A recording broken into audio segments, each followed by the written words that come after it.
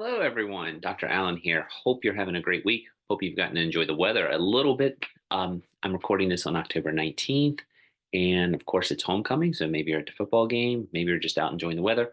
All good things. Hope you're doing it. I'm assuming if you're watching this, you're probably not out enjoying the weather, but maybe you are. Maybe you're walking with your phone, whatever. But anyway, I'm going to go ahead and jump into this week's assignment. Just one thing I wanted to make note, especially if you happen to be watching this on Sunday, don't forget to do the Wakelet assignment that is due actually Sunday the 20th at 11:59, and of course the associated blogs. You all have been awesome about all that stuff, but I did send out a reminder.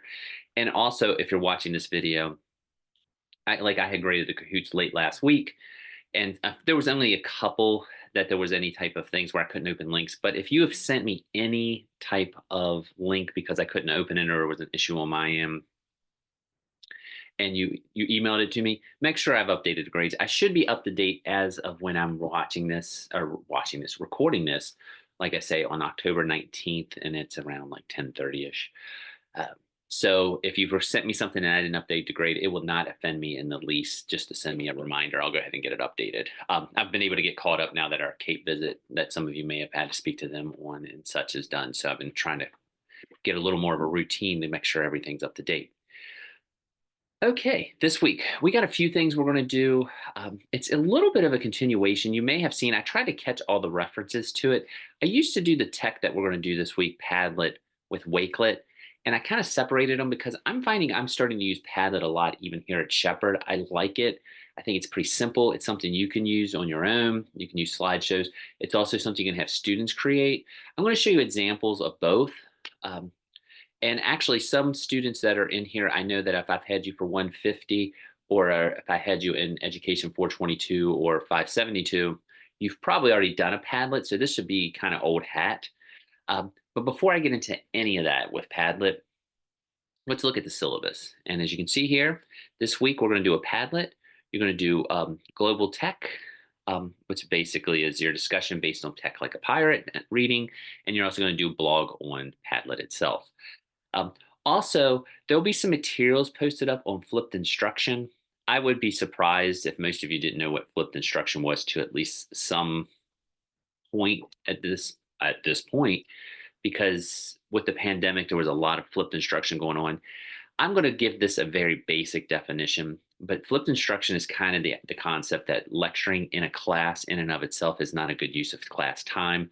So the lectures are recorded, students watch it away from the classroom setting.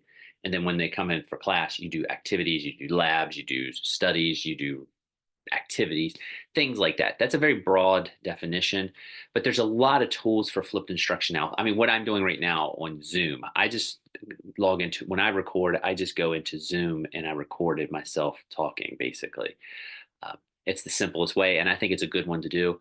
I will tell you, if you've ever do this using Zoom, the Zoom free accounts I think are only up to 40 minutes. I have an unlimited one because of some of the things that I'm responsible for at Shepherd, so I can go a little over that. I don't try to subject you all to that, but Zoom is a good recording tool. There's also Screencastify. I'm going to show you. I'm going to post these up. There's Harvard, of all places, has a nice little definitional flipped instruction. And as you can see here, it's kind of, I'm loosely the same type of definition that I mentioned, but like when it's the best time, if you want to check that out. Also, Edutopia has some cool stuff. Actually, the tools that they have mentioned for flipped instruction, we've looked at a few of these. They mentioned Edpuzzle as one, because if you think about it with Edpuzzle, you can post, there's tons of YouTube videos, obviously, you can use to get instruction out. Or you can do what I'm doing now, record your lecture and post it on Edpuzzle and make sure students are watching it. You can use Padlet, which we're going to do actually today, and I'll show you how that works. And then quiz. You can actually put it in there with questions and put it, responses. And of course, and there's a ton of others. Flip, which is actually kind of, I took it off. We used to do, I don't know if it was called Flipgrid, and then it became Flip. I used to have that actually this week as the assignment. It's still around, but it's been incorporated. I can't remember if it's Nearpod or Google. Someone has purchased it. So, that's I felt like it was a little too in flux for us to do, but that's another way to deliver it. If I can find some a little more information on it, I'll post it up if you want to check it out. It might be something too. You have a freebie assignment at the end you might want to try. Um, some things just to remember when you are recording with flipped instruction, though, and I'm guilty of this, by the way, so I know it's a little ironic that I'm saying it, but just remember, don't go crazy on the time length. I know this is not the, I'll just say in general, I know I've read some studies where some college professors will record lectures for flipped instructions that go like an hour and a half, 2 hours. That's a little much, I think, for K to 12, especially if you're doing the younger kids, obviously. But you might want to do, I think, a 5 to 10 minute video. I've heard different formulas. One formula I've always heard is it's something like 5 minutes for each grade, or maybe it's 3 minutes for each grade is about what they you should probably have your lecture at. So, for example, you probably really shouldn't be more than a half an hour at most um, for any students. But I digress. So that's a little bit on flipped instruction. It is up if you want to check it out. But basically, this tool that we're going to use, kind of all of these tools actually work for flipped instruction. So, what are we actually talking about? Let me go back in here. As you can see, it's Padlet. And Padlet is, I've opened a few of them up. Now, hopefully, I can remember which ones I want to look at. Okay. One, let me move my face out of the way. You can see, if you want, you can actually just use your Google account. Again, it is free to sign up. Do not pay for anything extra. I will tell you this, you only get 3 free Padlets if you do a free account. I'm actually toying with the idea of maybe paying for it because you can do more with it. But as you can see, this is one I made for my methods class, and I'm just going to use it as the example. Sorry if you're in methods, you've probably already seen this, but um, as you can see, there's like, it's like a word wall, and you can have students comment, but there's other templates, and I'll show them to you here in a second, depending on what you're teaching. But this is one we did on, it's a real pick me up topic, but it was an inquiry based assignment. Has an assassination ever changed history? And as you can see, you can have students just look at this, they can click on them, they can comment. I have the associated standard right there with it, but you can also just do it like this. If you hit a play button, you can also just use it as a PowerPoint kind of thing, where, as you see, slowly, sorry, I'm on my home computer, so it's a little slower. But you see, I have my guides, and it does the presentation. I like it. I think it's got a lot of cool stuff. Let's see if I can end this. Well, let me just click through it. Boom, boom, boom, boom, boom, boom, boom, boom, boom. And I should be able to escape. And there we go. Let me end this slideshow. There we go. Um, as you can see, there's other things here you can forward, you can share. But what I'm going to have you do is you're going to make a Padlet with at least 5 things on it. But let me go back here and show you. There's recent, there's made by me. I'm going to go to gallery. Once you get in, there are tons of templates in here that you can use for Padlets. The one I was on was discussion board. I think it's the most straightforward to use. I hope they don't mind, but my methods class actually did this for an assignment, sort of, and here was a really good one that someone did. And as you can see, they just used the instruction. They put a image on the back, which you can definitely do. But let me jump back here. As you can see, there's different ones. You can do planning. It's really gotten broad. You probably don't care about this, but it used to be it just had the discussion and it's done all this. I, as a social studies teacher, and this would probably be something you might want to think about in the future, you can do things where you can pinpoint locations on a map. Let's see an example. I like this a lot because you can go in there and you can a world volcano map, like it says, and they pinpoint it, and you can just click, and it pulls up little things. So you can see, boom, boom, boom. I don't care what templates you use; they're all fine. You can kind of make one and you can share it. Just as long as you have at least 5 things on there, and I'll kind of show you how to make it. I am going to use discussion board. I'm going to hit create. And just because I'm kind of loosely thinking about this, let's close that up. Sorry, my face is in the way. Oh, get out of the way. Da, da, da, da, da, da. All right. Move my face back up there. I'm not going to get too cute and change the background and all. You definitely can do that. But if you want to start to make things on your Padlet, once you click your template, there's something right down here. It's a plus sign. You click it and you simply type in. So I've been thinking a little bit about a presentation that I'm going to do. So, it might be something along the lines of um, what strikes you, whoops, if I can spell strikes you about, and you can just set a prompt down there in the discussion. What strikes you about this image from the 1968 Olympics? Did I spell Olympics right? Yes, but I have a thing there. And there's different ways to do this. You can also, if you click here, you can see there's tons of things you can upload. There's YouTube videos. I would strongly suggest maybe putting a YouTube video up as one of your boards just because it's kind of the flipped instruction type thing. But we'll do an image for this one. And I'm going to do 1968 Olympics. And I have a feeling what's going to pop up. It was the protest. Hopefully it'll show up. There it is right there. And I have it in there. And when I hit publish, it'll be there. So I would like you to do at least 5 images on here with that, with the Padlet. I don't care how you do it, but there's one other aspect I want you to do. When you get up here, when you edit it, whoops, as you can see, I clicked it. You're going to have to title it. So we'll just say the politics. This is really titled Politics of the Olympics. I don't know if that's an official title, but it'll work. You're going to have to add a description.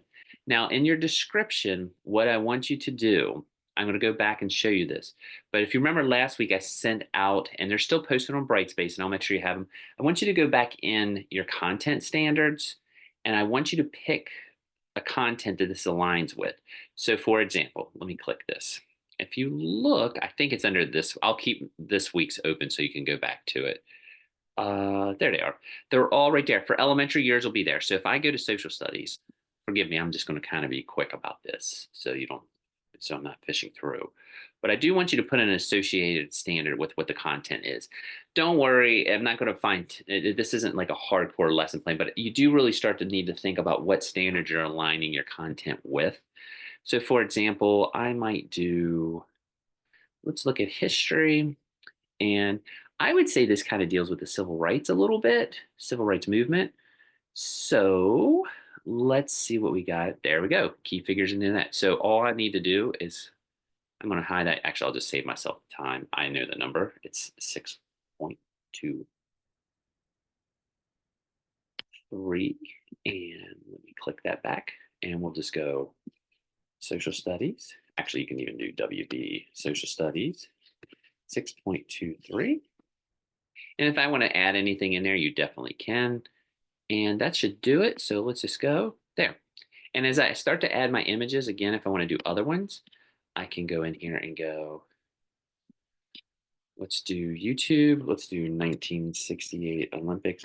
Actually, you know what? Let's do 1980, the Miracle on Ice.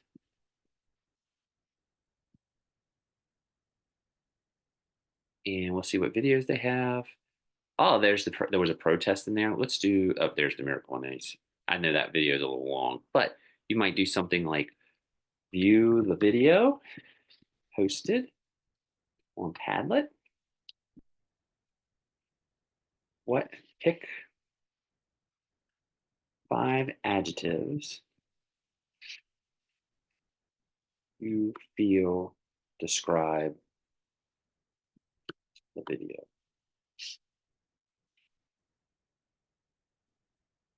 And pick. And again, I'm kind of doing this a little on the fly, but I think you get it. This is what I want you to do. Again, 5 things around a central content standard. The content standards are right here on Brightspace. There's science, there's language arts, there's math, there's wellness. I don't care which one you pick. And if you're in elementary, if you look, you just pick a specific content. They're all back here. So as you can see. But I do think we need to start looking into that a little bit, just to kind of, this is just the middle school ones. I will make sure that the elementary ones are up. I get a little focused on my content area sometimes. And this is a little small, but this one I know has all the science. So there it is, grades K to 2. That's for science. You can pick any number. Again, I don't care, and just kind of align it. I don't even really care if you do your content and just try to find a standard that works. I just want you to kind of start to make that alignment. Um, but that's it. And you don't have to do this discussion one if you want to get if you want to mess around with it a little bit. But I'll tell you, it is nice for if you're doing planning. Like if I was going to teach on this, I have actually used this before when I've done conferences and I wanted to teach on a topic. I just make a Padlet sometimes. I can pull it up and I can just do that slideshow display. Or if you want to have students create this and share, I'm going to, like I say, this was one that we did in social studies methods where they had to find something related to it was a display down at the Bird Center, and they had to make an alignment to it to West Virginia standards and the National Council of Social Studies, and they had to find primary source or secondary source documentation and post it on there, and that was it. That's just one example. And again, this was one that I made, but you can kind of see. And I would have my students, if I did this, they would look at the analysis tool and they would start answering these questions and they could comment. You can comment on other people's too. Very simple tech, pretty cool tech. I would strongly suggest maybe checking it out. Obviously, you're going to have to do it for the assignment. If you have any questions on it, though, definitely contact me. There are YouTube videos up that are non-Dr. Allen that might be a little more useful. I don't know. I know sometimes I'm quick and I'm jumping all over the place because of the class stuff that's due. Feel free, as long as you understand what you're doing, that's fine. But again, at least 5 things on there, any template that you want to use. I'm going to close those out. I'll make sure these flipped things are up if you want to check them out. They're not required, but I think they would be nice to check out. Also, I hesitated to do this, but I think I'm going to go ahead and do it in case there's anyone that likes to get like head starts on stuff.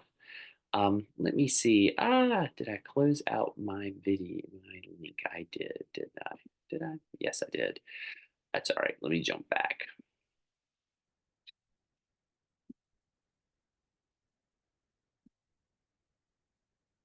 See if it'll pull it up. Shepherd. All right. Might still be logged in. Excuse me. It's pulling up. I'm going to grab a quick drink.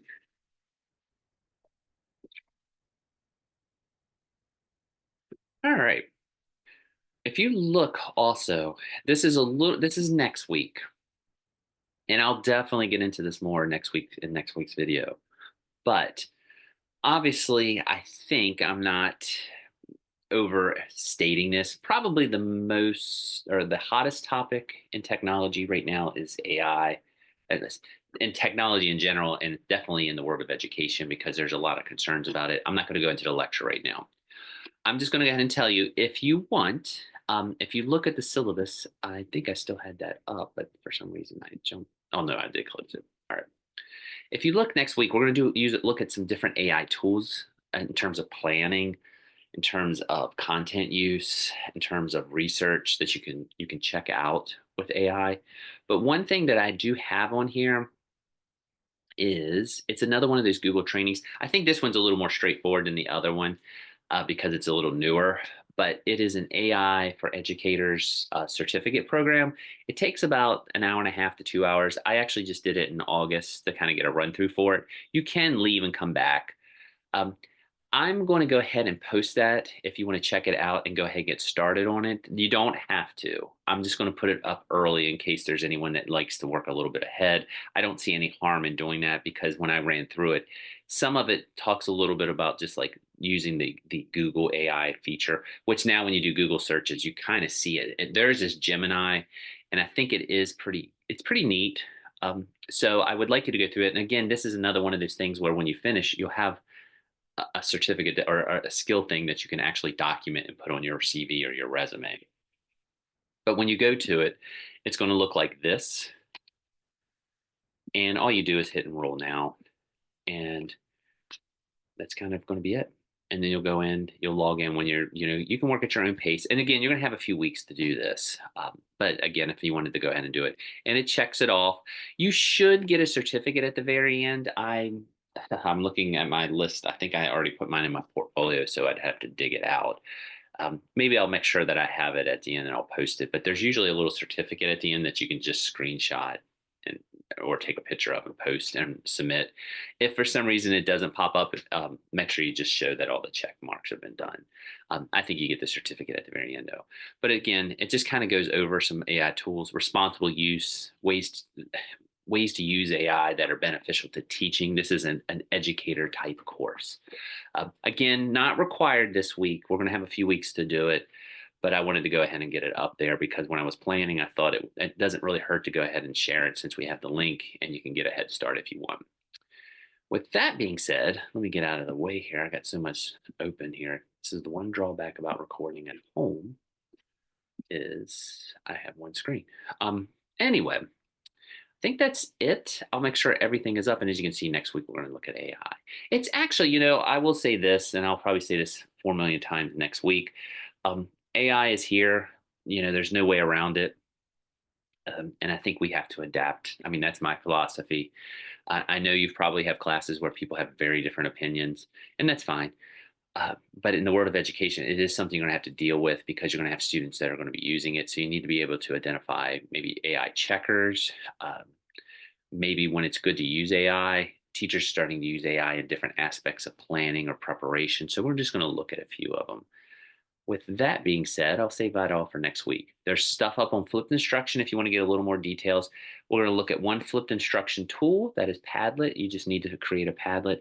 I will make sure it's up there, but you need 5 things on your Padlet, and they need to be around a central theme, West Virginia standard in your content area. And again, if you're elementary, just pick one of the content areas and just kind of have an associated theme and just put it on there like I showed. That should do it. I hope everyone has a great week. I hope everything's going well. Again, if you have any questions, contact.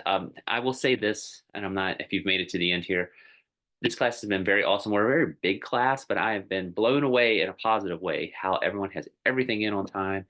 Um, it's just easy to grade. The work's good. I appreciate it very much. Thank you for bearing with me in these first couple of weeks when we were having our accreditation review because I know I was getting a little behind on grading. I think I'm caught up. Midterms were hopefully good. I think everyone was rocking it for the most part. So with that being said, hope you have a great week and I'll talk to you later. Stop share and say goodbye.